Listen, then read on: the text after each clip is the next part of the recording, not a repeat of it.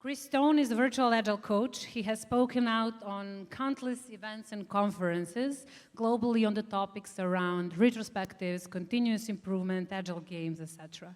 As the virtual agile coach, he also is a firm believer in enabling agility whilst working virtually. I think maybe one of my interesting topics of the conference, 50 Shades of Retrospectives. Please welcome to the stage, Chris Stone.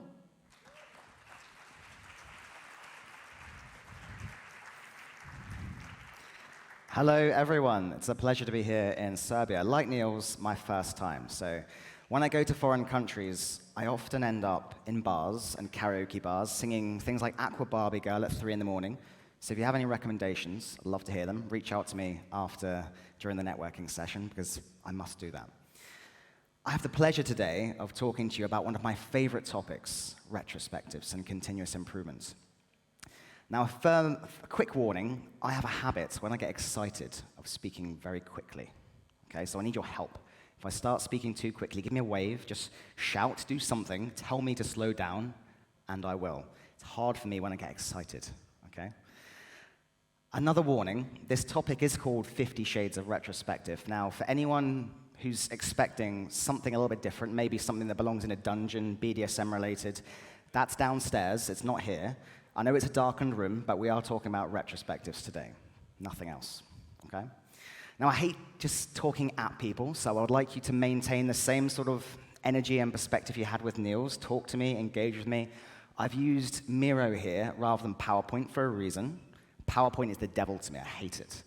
And I'm also very glad that Niels broke the profanity filter, so I will be swearing throughout my talk as well. All right? Now, let's start with a bit of engagement. On your screen, you should have a QR code and a Menti code there. Hopefully you can see that. I will zoom in a little bit further if you cannot. I would love you to share with me your thoughts on retrospectives. You should be seeing a couple of duality lines on the left-hand side of the screen. If retrospectives for you are magical, then you should be agreeing, rate it a 5. If they are confusing, they should be agreeing again. If they're powerful or where ideas happen. So I'm keen to hear from your experiences what retrospectives are for you. Just take a few moments to do that.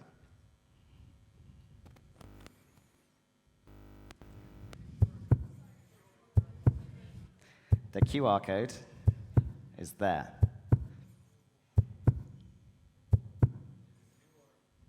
See more? Hold on. How's that?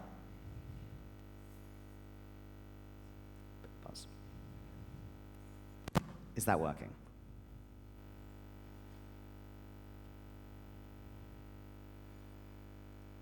So we're seeing some results. In general, about middle for their magical experiences. Somewhat confusing. Powerful, leaning towards powerful, and they are where ideas happen. Wonderful. Now let's move on to the next one. I'd love to hear again, this time, in your words, what's the first thought that comes to mind when you think of retrospectives? Maybe one word. Share your thoughts.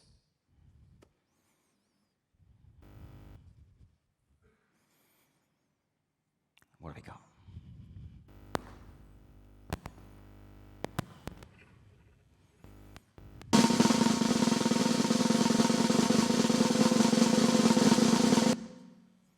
Feedback, improvements, ideas, mistakes, openness, lots of great things here. What else? Quality, reflections, teamwork, change, great words. Finally, the end, I think I saw. Sounds depressing. Freedom of mind, quality. Well, these are quite positive words. This is fantastic. Obviously, we're an agile audience. We believe in retrospectives. This may not be the same responses if we were asking everyone involved in retrospectives. Now, when I do this talk, I hate, again, the idea of just presenting content at you. And my favorite format for books as a child were those choose-your-own-adventure ones.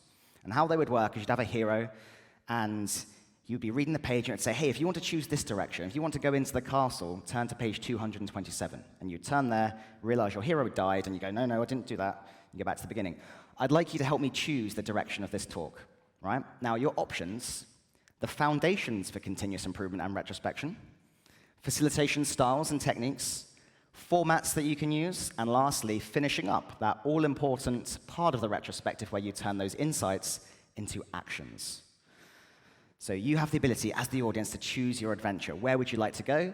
And we will use the time available to explore some of the tips and tricks and strategies and hacks that I've learned over the years relating to those sections.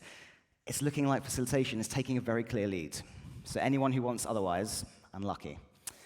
So facilitation it is, and what we'll do is we'll cover as many as we have time for. Once we finish facilitation, we will move into formats by the looks of it, but keep putting your votes in. Back to Miro then. So we've learned what people feel about retrospectives. We've chosen our adventure. It is time to do facilitation styles. Here is a question. How does silence feel for you during a retrospective? Now, or even in any meeting. Now, the way I'd like you to tell me is if silence is something that you're comfortable with during a meeting or retrospective, make some noise. Give me a yeehaw. Give me a celebrate. 3, 2, 1. All right, not many of you. The rest of you feels uncomfortable, right? Why does it feel uncomfortable? Any thoughts?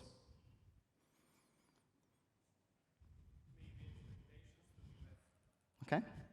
Differences of expectations. Any other thoughts? Different types of communication, yeah? Yeah, it could mean no one's participating. I will be very honest with you. When I heard silence in the past, I used to hate it. I was afraid of it. It used to tell me, all these thoughts would start running through my head. Have I asked the wrong question? Are people bored? Are they disengaged? Do they not care? Am I doing a bad job? Now, what I've since learned is that silence is an ally. It's my friend. I use it to my advantage. I leverage it because it's helpful. I am someone who likes to think to talk and talk to think. I will talk out loud as I think.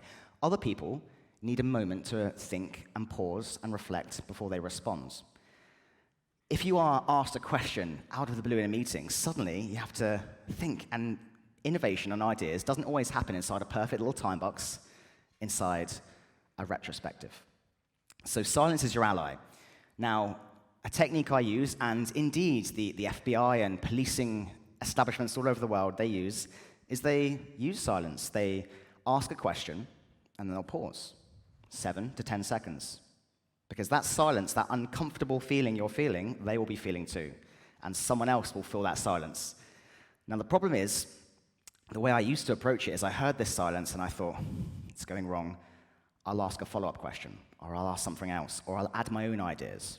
And by doing that, I'm skewing the trajectory of that conversation towards my own biases, my own ideas, rather than leveraging the power of the team.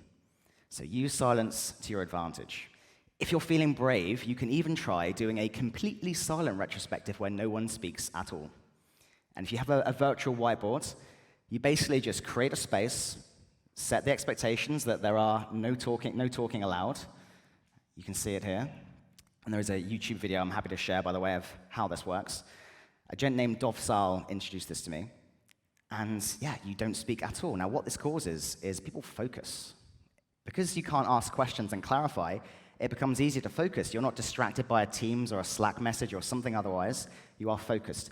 You may put your thoughts down on this whiteboard. People could put other Post-it notes next to it, linked to it with a little arrow, maybe in a different color, saying I have to clarify something. And it's just something you should try or could try. The other thing I really want to emphasize about everything I tell you today is it's all an experiment. These are ideas. They are things you can add to your arsenal, tools that you can leverage. Some may work for you, some may not. Some may fail, some may work really well. Try them, experiment with them, adapt them if you will. This is not me telling you how to do it. It's me telling you here are some things I've seen work in the past. Okay? So silence is your ally. Tip number 1.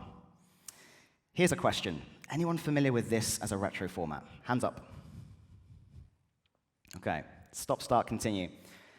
It's a very common format, one of the most well-known. Now, I have created 100 retro templates, different ones. Matrix, Game of Thrones theme, James Bond, Queen, Taco Tuesday, dog memes, cat memes, all sorts. Give me a challenge, I'll create one. The reason I do this is because I like to bring a bit of energy, a bit of passion, a bit of different thinking to the retros that I run. But equally, sometimes what a team needs is a fixed format, like a stop, start, continue. If that team is using that common format and it's working, it's resulting in actionable improvements and insights and ideas, and the team are improving, that's all that matters. You don't need to change the format every week or every retro just for the sake of it. If it's working for the team, that's what matters. So from a facilitation standpoint, always try and choose what works for the team. And whilst I'm not a fan of stop, start, continue, or sad, mad, glad, or some of these repetitive formats, if it works for the team, that's what matters. The opposite of that, however, is flexing the format. And this is what I'm most known for. So there is here the Diwali theme retrospective, a retro for good over evil. There were so many templates or formats out there that were very westernized, so I thought, we've got to do something different. I'm going to create a Diwali theme one that celebrated the microculture of those out in India. And the response was they loved it. They were more engaged. It brought quieter voices out, more than they ever had been. I've created the dog meme retrospective, where you use a bit of fun, very Scrum, much Agile. Pun dog, this is fine when you check your code at the end of the sprint and everything's on fire. 99 problems, you can just use a bit of whimsy and fun. And this one should be who's pawsome, not who's awesome. There's Squid Games, no spoilers, I won't zoom in too much, but Squid Games retrospective from cricket and American football, and the World Cup is in a few days' time, and now you could do a World Cup theme one. Right? So flexing the format can result in engagement, energy, new ideas, because if you ask the same questions over and over, you'll probably get the same results, same answers. So by flexing the format, we can energize things, make it a bit more exciting, and result in people looking forward to the next retro rather than dreading it. So give that a go. And as I said, there are hundreds of templates freely accessible around the world. The beauty nowadays, compared to the past, when I was preparing a retro, I would go to the room half hour beforehand, I would draw a pretty picture on a wall and get all my Post-its and my pens, and it would take time. Whereas nowadays, with a few clicks of a button, you can access a template from my website or the Miroverse or otherwise, and run that with your team, especially virtually. So flexing the format, another option for you from a facilitation standpoint. Unlocking that profanity filter, thank you again, Niels. Fuck the format. Sometimes the format can be distracting.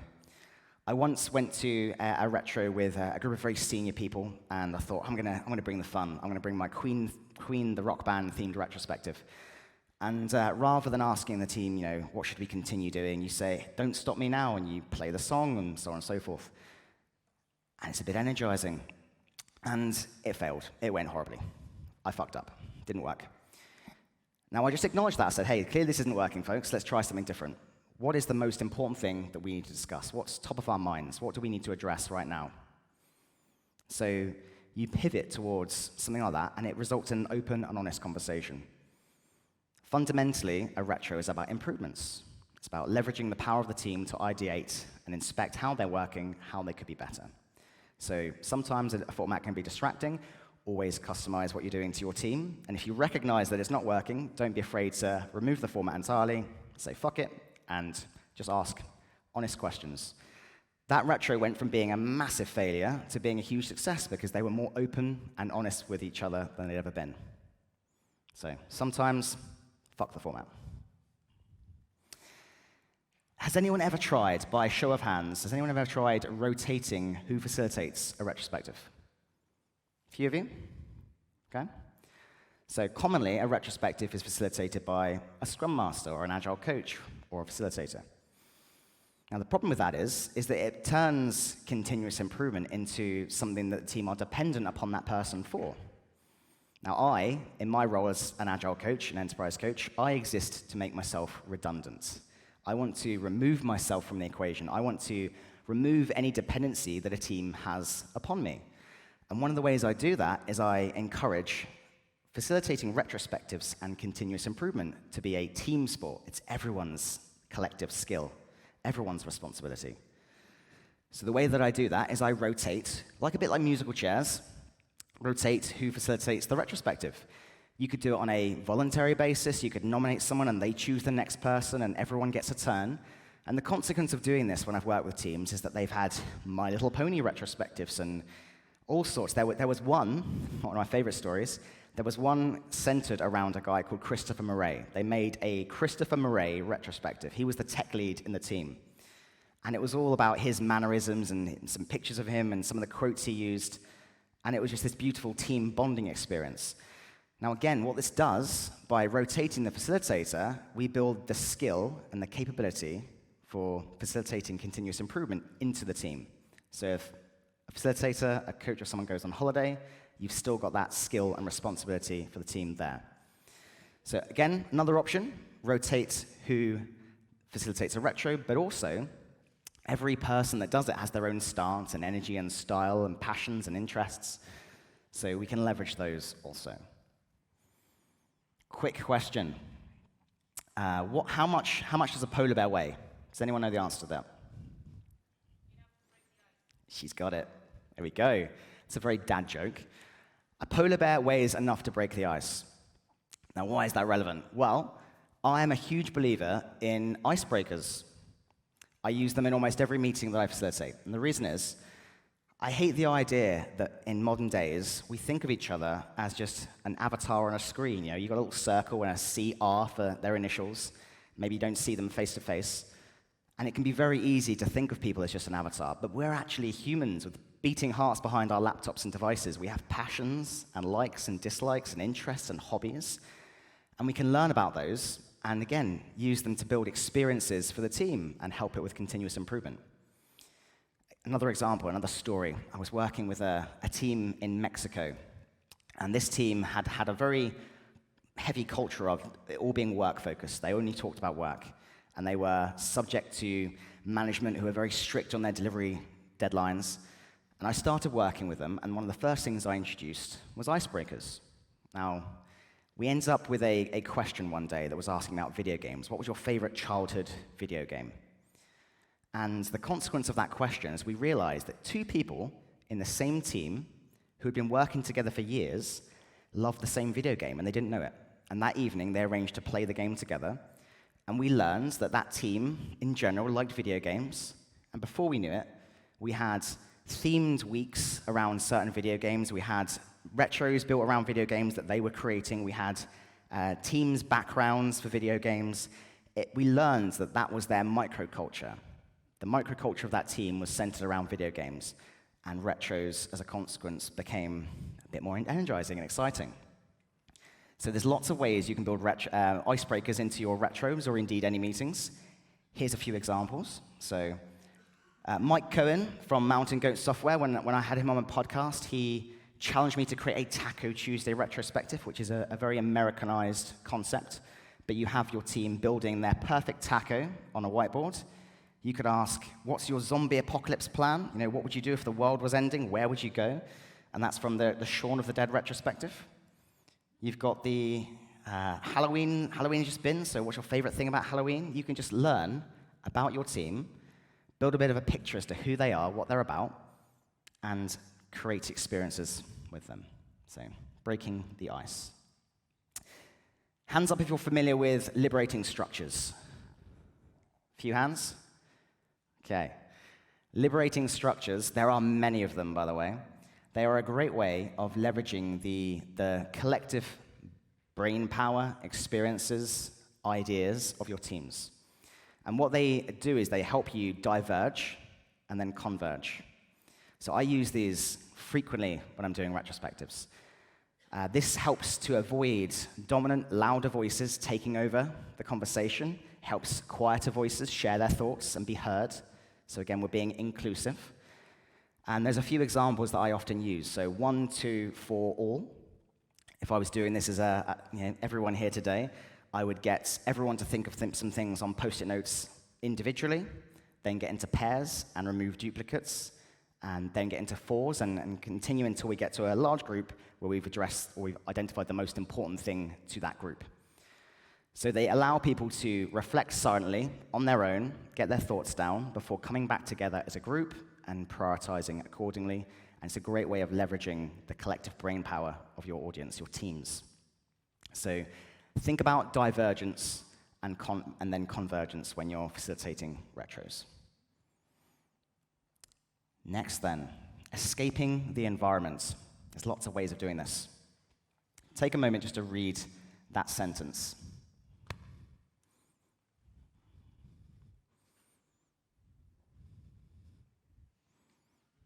Right. Bet it caught some of you. This happens because our brains are pattern recognition systems. We're great at filtering out information that isn't relevant to us. There's a reason why if you were to put these words on the screen with the first letter of the word correct and the last letter of the word correct and the rest all jumbled up, you'd probably still be able to make sense of it. So our brains are used to doing this, and the same is true when you're working with teams. You could be working with your team for a long time, and you're so ingrained and entrenched and so used to doing things a certain way that you stop to spot some of the dysfunctions, some of the things that could be better. So we can use escaping the environment to identify ways to be better. There's a few examples of how you can do it. You could physically escape the environment. You could, rather than sitting behind a device on a screen, you could go for a walk and have your headphones in and do a retrospective whilst out in the park and encourage everyone to do that. And by physically moving, you'll get people thinking of different things. You could have someone like me, a guest facilitator or a fellow Scrum Master or coach. This is a mini Chris, by the way. Someone kindly cartoonized me once, and I was a big fan. He's got a better beard than I have. You could have a guest facilitator come in, and they could give you advice. They could spot things that maybe you haven't spotted, or indeed things that they've experienced that might be helpful. So you could have guest facilitators help, and indeed you could swap around and help by checking in on theirs also. And then if you're feeling really extreme, what you can do is do pair ceremonies. So we may be familiar with pair programming, where people pair up and work on things together. You could identify another team in your organization and join in and see what they do, and vice versa. Invite them to yours. So you could spot how they do things, how they handle conflict, how they ideate and learn from one another. Because so often one of the problems is that we identify improvements, but they stay local to the team. Knowledge is a resource. It's something that we can use to our advantage, and so often it's just kept inside teams. So pairing with others can help you learn from how they're doing things. Now, the last one in facilitation styles is something I call the dealer's choice. Now, question for you folks. How does it feel when you're in a meeting and someone, usually the facilitator, calls people out one by one to share their thoughts? How does it feel? It sucks. Great answer. Why does it suck? Yeah, you might not know what to say. You feel like you're a bit on the spot, like under the spotlight? Any other thoughts?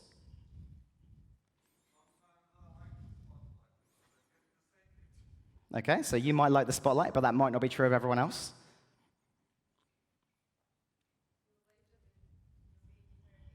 Like you're being interrogated, yeah, absolutely. Like a classroom, yeah, absolutely. It feels like a status report. If you've got one person saying, hey, James, what's your update? Or what can you share? And then Sandra, your turn. And every time one person shares and then passes it back to the facilitator, and the facilitator asks. And again, it makes it a responsibility of the facilitator to be inclusive or to include everyone. Now, often, we're not doing this with the intent of trying to put people in the spotlight or interrogate them. We're doing it to be inclusive, to ensure everyone's voice is heard. But the problem with doing it in that way is it can feel like school and a status report.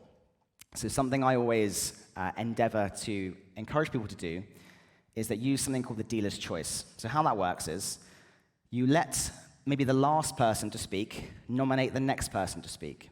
Right? And often I gamify this a little bit and say, if you're last to join the meeting, you're first to share. So we encourage people to arrive on time. Okay? So the last person to speak then nominates the next person to speak. What we do is turn group involvement into a team sport again, a collective responsibility, and it turns it into more of a conversation than a status report. It's less like school. It's like we are in this together. We are collectively sharing our experiences. So I call that the dealer's choice. Last to speak nominates the next person to speak. Okay. Right, let's do something interesting. We've finished with facilitation styles. I would like to play a game. This is in the foundations. Is anyone familiar with these three phrases? Raise your hand if you've seen something like this in the companies you work with. A few hands. We're too busy to change. Retrospectives won't work for us. Retros don't add value. So we've got some hands up. Okay. So I use this to demonstrate the power of retrospectives. It's a game called Battleships, Agile Battleships. Now, at its core, for me, a retrospective and Agile in general is all about feedback loops. Fast feedback loops. So a daily scrum or a stand-up is a feedback loop. It allows your team to understand how they're progressing towards their goal and make a plan to better achieve that goal. A retrospective is the same, usually on a longer cadence, maybe a couple of weeks. And we're using that to inspect how the team's working and how they can be better. It's a feedback loop. A demonstration or a review with your stakeholders showing progress you're making and capturing feedback is, again, another feedback loop. What I'd like to do is use this game to highlight why feedback loops are important. So what I need your help with is playing the game. In the first round, this is how it works. You will have 5 minutes as an audience to attempt 30 shots to sink my battleships. Okay? The grid references are A8 to H8. I need you as an audience to choose those grid references and try and sink as many ships as possible. I will show the screen very quickly. There are 7 total ships, and they look like this. How many ships do you think you will sink in the first round? The challenge is, in the first round, you won't know if you've hit anything or not. You will have delayed feedback. How many ships? 0? 3? 2? Okay, so it's anything between 0 and 3. Okay, I'm going to refresh the screen, and it's over to you. Go for it. B3. A2. Oh, that's the wrong one. A2. There we go. E5. D5, and I had G6, like a G6. H1. H8. E1. C6. F1. Someone's a Formula 1 plan. B8. A1 and F8. F3. A7. All right, you've got 15 shots left. H4. B5. B1 and E7, I think. Sorry? D2. What have we got? C4. G1 and G3. C2. F2. F4. B2. Ooh. 3 shots left. D8. A4. Last one. Who wants it? I had C7 first, so we're going to go with that. All right. So our estimate is between 0 and 3. First question, before we learn how we've done, how did that feel? Bad? Annoying? Why? You don't know what you did. You may as well have drawn a big smiley face. It doesn't matter. It's irrelevant. Now, if you were building a product, if you were creating something for a customer, and this is what you just did stuff at them, or did stuff for a while, and then eventually went back and said, how was it? What does that sound like? Probably a bit like waterfall. Not that waterfall's the enemy, but it is a longer feedback loop. Let's find out how we did. 2 sunk. Not bad. The other thing I'd like to highlight is we could not have possibly sunk the long ship because there wasn't 5 squares done in a row. Right.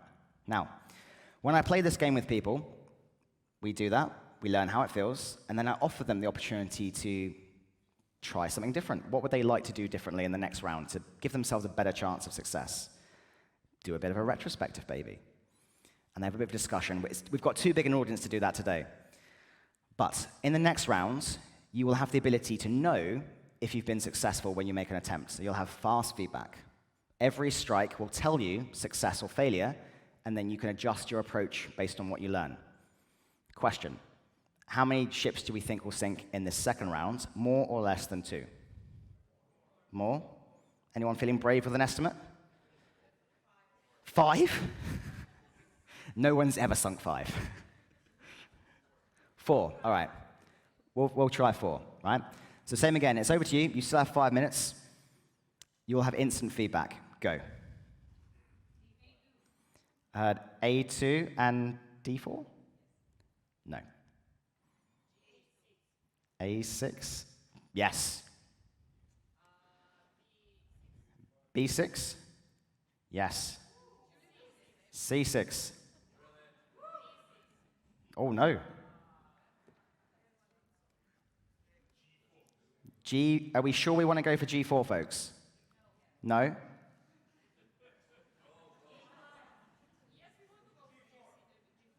G4, we want G4. We haven't sunk anything yet. No, this is still alive. It hasn't sunk. C, was that C5? B5. Yes, there we go. Now 1 is sunk. Okay, so you've still got potential ones around here. A5, no. A7, yes. There we go. 2 ships done already. C7, yes. C5. C4, boom. 3 ships down, 17 shots to go. Now we want G4, G5. Yes. G4? Yes. 4 done already. You've got 15 shots to go. G3. We want to go in this area still, or we got lots of these empty spaces? D2? E1? Yes. You got a tiny one. So we've done 5. Boom. You got me. F7 down here. No. H8. H1. F3.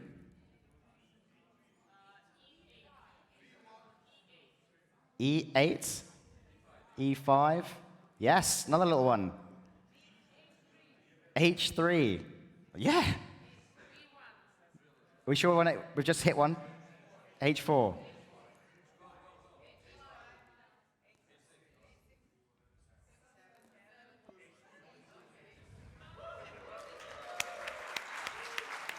All right. Now, this is not bullshit. No one has ever done that. All right? So, congratulations, Regional Scrum Gathering Belgrade. All right? How did that feel compared to the first round?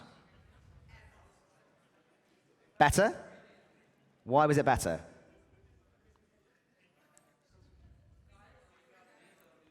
We knew what we were doing. We had feedback that enabled us to change where we were going. How does it feel in terms of morale? Better. How good does it feel at the end of the day when you've got a checklist or a to-do list and you get to say, done, done? Feels good, right? You're completing something rather than something you're building carrying on from sprint to sprint to sprint because you've got a long feedback loop or you haven't done things as well as you'd like to do. So this is a very quick game I use to demonstrate the importance of feedback loops and indeed retrospection. We use them to get better results. It feels better, we get better results, better outcomes, more stuff delivered because we're adapting based on what we learn. We're using feedback loops to do so. Anyone familiar with the retro prime directive? Hands up. One? Couple? This to me is fundamental to creating an environment of psychological safety. Big topic in the agile world these days. It's always easier to speak up without fear of judgment when we have psychological safety. When I facilitate a retrospective, one of the first things I do right at the beginning, in the email, and in the beginning of the session, built into every template I create, is the retro prime directive. It was shared by a gent named Norm Kurth in his book on project retrospectives, and it emphasizes the focus of the session towards unconditional positive regard. It's not about blame, it's not about throwing a grenade over the fence and saying, hey, you didn't do that, so I couldn't do my part. It's about you as a team collectively acknowledging that things happened, and regardless of what happens, we understand everyone did the best they could with what was available to them. what skills they had, what resources they had, what situation they were facing. Everyone's done the best they can. And with that moved aside, we understand that we can focus on what we can do better in the future. So build that into your retrospectives. Give it a go. So powerful for creating psychological safety with teams. I've also created a psychological safety retrospective if anyone wants to try that. It's a great way of identifying how the team currently feels and then identifying actions as to how they can improve psychological safety as a team. Now, another variation that I use to create psychological safety is the Vegas rule. Who knows what the Vegas rule is? Yes, what goes in Vegas stays in Vegas. So when you go out with your friends and you do silly things in foreign countries like I often do, we understand that no one's going to hear about that unless we share it ourselves. So we feel safe to do silly things. Same can be true of working with teams. People will feel more comfortable speaking up openly if they're not worried about the information they share getting back to other people, their managers or otherwise. So by stating at the beginning of a retrospective that, hey, Vegas rules are in play, they understand that the information they share isn't going to get back to management. It's not going to be used against them. It's okay to speak openly. So there's the Vegas rule. And then there's a slight variation that I often encourage as well called Chatham House rule. And what that does is it basically, you can share things externally of the team or organization, but what you do is you remove any attribution or link to the person or individual so that they can't be harmed in any way. And the reason we have this variation is that it can promote knowledge sharing. I mentioned earlier, knowledge is a resource, and we want to enable others to learn from it as well. And by removing any references to clients or individual names, we can share knowledge and not harness it and keep it locked inside our own team. Okay. Who's been in one of these meetings before? I'm not selling these cups, by the way. I really should. I'd get lots of people buying them. In my experience, so often meetings become just like this. They become part of your furniture almost. Someone puts a calendar invite in your diary and you're invited for awareness and it never changes, and maybe you're half working, half not, and maybe you're just there because you've been invited rather than you're expected to participate. And they don't add as much value as they could do. So I believe that continuous improvement isn't limited to just retrospectives. What you can do is build in feedback loops into every meeting you have where you just check with the audience, was this a good use of your time? One of the 1 to 5 scale, for example. 1 meaning it was the worst use of my time, 5 meaning it was the best use of my time. And you could ask that in the last few minutes of a meeting, and if you're scoring lots of low numbers, ask the question, what could have added more value? How could we make this more valuable? By doing this, we can continuously evolve our ways of working rather than just setting them and forgetting them and then becoming part of the default way we do things, the default meeting furniture. So I call this continuous evolution. Make retrospection and continuous improvement part of your team's DNA and something that they just fundamentally do. Here's a question. I love Elvis, by the way. A little less conversation, a little more action. Question, how long are your retrospectives? If I was doing this with everyone right now, I would get everyone standing up and moving to a side of the room to let me know if their meeting or their retros are usually 30 minutes or 2 hours plus. Okay? When I do this activity, what I learn is that in general, most people are in retros for anything between 45 minutes and 1.5 hours. So quite a long time. Quite a long time invested in retros. I then ask a follow-up question. How long is your attention span? If you've got a 45-minute attention span, then someone like me is doing a great job, right? In general, our attention spans are limited. I remember the days when I was using the internet and loading a page would be like, duh, duh, duh, duh. And that was acceptable at the time because of what I was used to. But nowadays, if a page takes 2 seconds to load longer than I expect it to, I will click off and get frustrated with it. So our attention spans are suffering. And the same is true in meetings, right? If we've got a long meeting, and the problem with retrospectives is often that the most important part, the actions, is left to the end of the meeting. It's like an afterthought.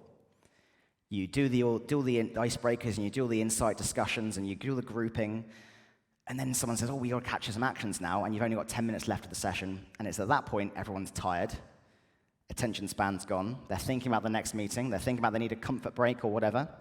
Lots of reasons. So I encourage you to experiment with a little less conversation, a little more action. I can see you're yawning, so I need to wake you up, energize. A little less conversation, a little more action. Shorten the retros. Turn them from an hour or an hour and a half to 45 minutes or less. And by doing so, we can hopefully get more valuable time. If you have more retrospectives, great, right? I'm not trying to say don't retrospect. I'm not trying to say it's not a valuable session, but maybe do it in smaller time boxes so that they are more valuable during the time box you have. So that's another option. Now, I'd love to talk to you folks about failure. Has anyone ever participated in a failure fest before?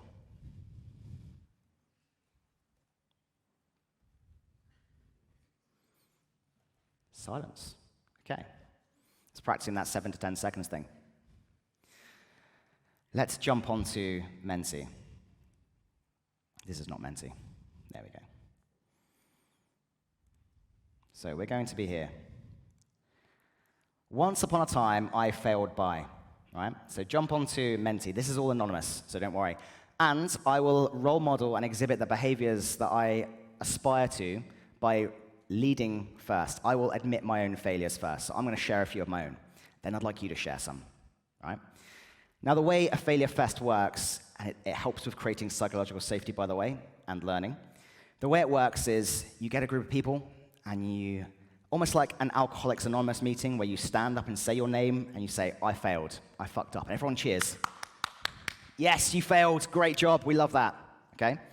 And people share their failure, and they explain how they failed, and then you ask the group, how would you have handled that failure? How could you have done something? What would you have done differently? So we start to, again, leverage the collective experiences and power of everyone.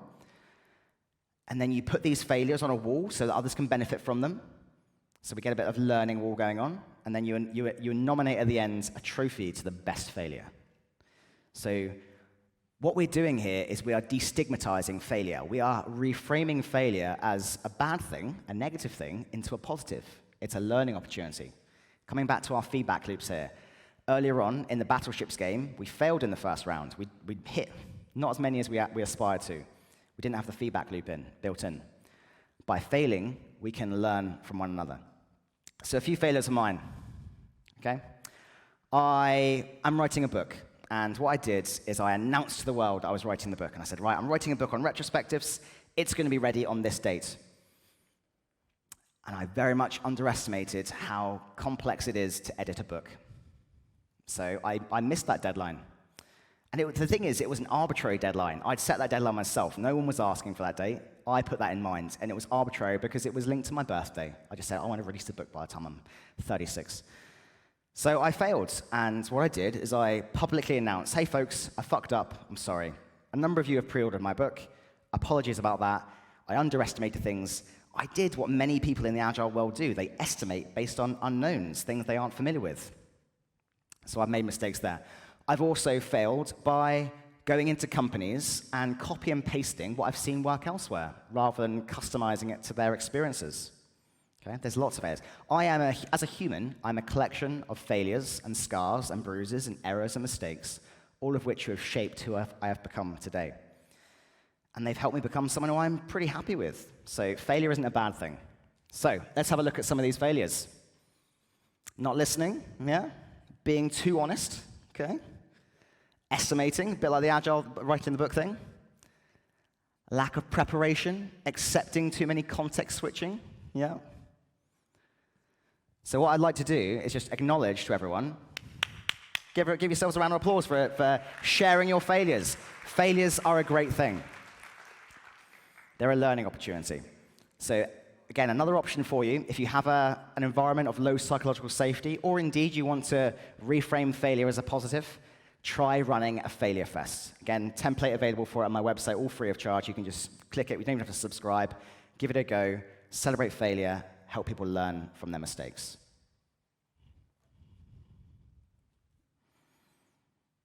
Back to Miro. Okay. This is all in the foundations of continuous improvement, by the way. Question for you. How often do your teams engage with their customers? Can I hear some thoughts from people? How often? Rarely? Anything more specific? Daily, whenever's needed, okay? Weekly? Okay. Never. That's unfortunate. So, has anyone seen the show? You must have, The Simpsons. Yeah? All right. In The Simpsons, there's a famous scene at the intro, at the beginning, where Homer is in the nuclear power plant, and he's got his hazmat suit on, and he's moving some uranium in a little, I don't know, forceps or something. And behind him, Carl and Lenny are on a ladder, and they're updating a sign, and the sign says, "Days since last accident." All right, I love that concept, days since last accident. It's very, very prevalent in the world of manufacturing and high-risk environments. We want to avoid accidents, so we count up the number of days since we last had an accident, and that's a great thing. The more days, the better. If there's one metric that I'm a fan of, it's not velocity, it's not lead time, it's how often teams engage with their customers. And rather than counting up the number of days, you want to keep that number of days low. So a desirable number is 1. Someone said daily. The Agile Manifesto itself talks about business people and developers working together daily. Now, we do that, we have a short feedback loop. We are more likely to build something that is valuable to them, that is working, that is right, that is correct. We're less likely to waste time building the wrong things. There's no amount of, it doesn't matter if you're building hundreds and hundreds of perfectly efficient, productive things and you're utilizing people the best way you can if the thing you're building is wrong and not desired and not wanted. So a metric I encourage you to try is the days since last customer or user engagement metric, and just keep an eye on how often you're engaging with customers, and try and keep that number as low as possible. By doing so, we'll remain anchored to our people, our customers, and be more likely to build things that matter. Okay. What else have we got? Solo spection. Does anyone journal? A couple of hands up? Yeah. So if you are, like me, an agent of change, Scrum Master, Agile Coach, or otherwise, you're working with teams and you're encouraging them to change, you need to be willing to change yourself. And often, again, lead by example. So something I practice on a regular basis is journaling or solo spection. You can just note down on a weekly basis, what value did I add this week? What could I do more or less of? You could seek that feedback from your people, the teams you work with. How could I have helped you better? How could I have been a better servant leader to you? And by reflecting regularly, you can identify, again, the trends, the patterns, the things that are good, the things that aren't so great, and you can identify experiments to try next. So either through journaling or just on a weekly basis, just noting down some answers to some questions, I encourage you to turn that mirror inwardly. Don't just try and encourage your teams to retrospect, but look deeply in yourself and think, how can I change? How can I be better? And how can I celebrate that and share that with others? So there's just a few questions you might ask. What achievements have I made this week? What would I like to accomplish? What will I achieve to take this accomplishment? What value did I bring? And maybe even, where did I fail this week? And how can I celebrate that? So another few things for you. Shall we look at some of the formats then? Because I think that would be fun. Let's look at some of my formats. Okay, so has anyone ever done a futurespective before? A couple people? All right. So a retrospective, by its very name, is looking backwards. What did we do last week, last iteration, last sprint? How has that gone? But equally powerful can be looking to the future, futurespection. And it's just essentially, it's an alternative format for doing a retrospective. Now, here's a couple of ways you can do it. So here is the Back to the Futurespective. If anyone's seen the film Back to the Future? Yeah. The way it works is you jump in your metaphorical DeLorean, and I often have a Zoom or Teams background with the DeLorean, as if I'm sat inside while I'm facilitating this. You jump in the DeLorean, you set a time in the future, and that might be 1 month, 2 months, 3 months, whatever time you choose. And you say, right, in this destination time, what investments have we made in ourselves, in our mental, physical, or in tooling or otherwise? What would a newspaper headline say about us, and how can we achieve that success? What's going to be our biff from the Back to the Future movie? What's the risk we foresee? What's going to be stopping us achieving our goals? And you essentially look forwards to then work backwards as to how you can improve. So you can leverage futurespective thinking. There are other ways. You could be using Queen songs or Journey songs. So One Vision is a song from Queen. What's our vision for the end of the next iteration, and how could we achieve it? There's a song called Any Way You Want It by Journey. If you could have it any other way, what would you have? What would you try differently?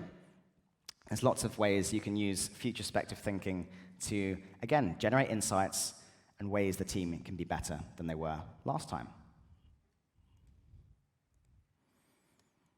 My mouse is misbehaving now. One moment. There we go. How about an asynchronous retrospective? Is anyone familiar with this as a concept? Okay.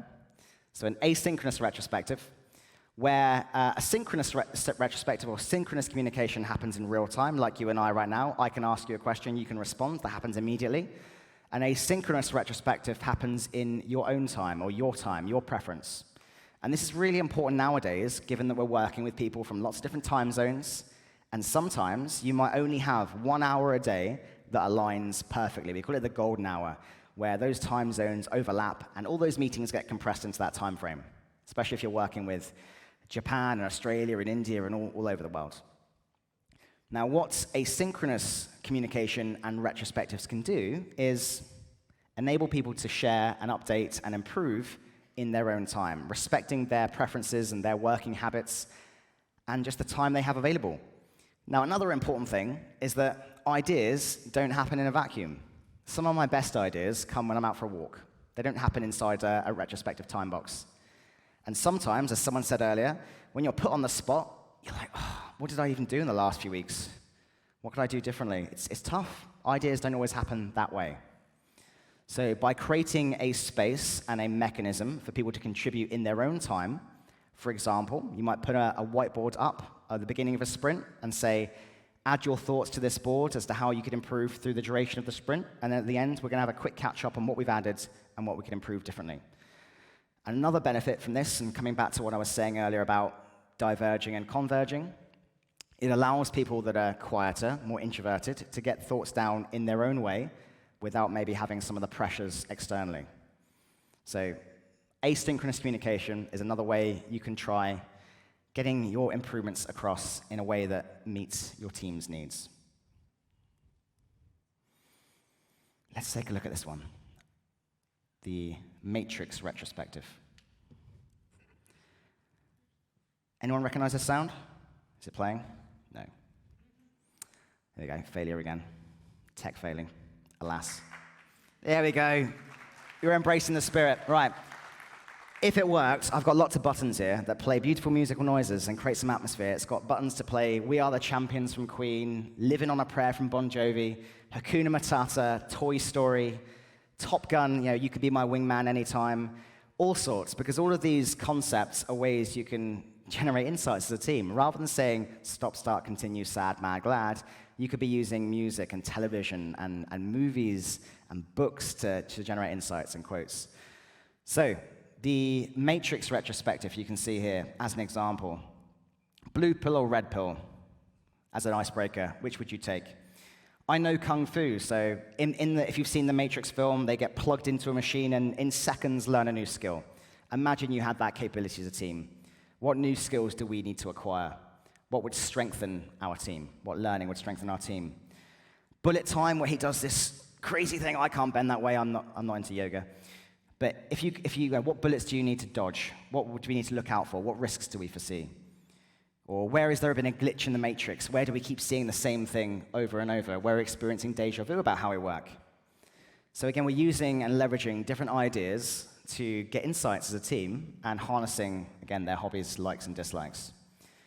Now, what I encourage is what I call retroception. You'll see at the bottom here, every retro I build has this. It's a way of checking, has that retro added value?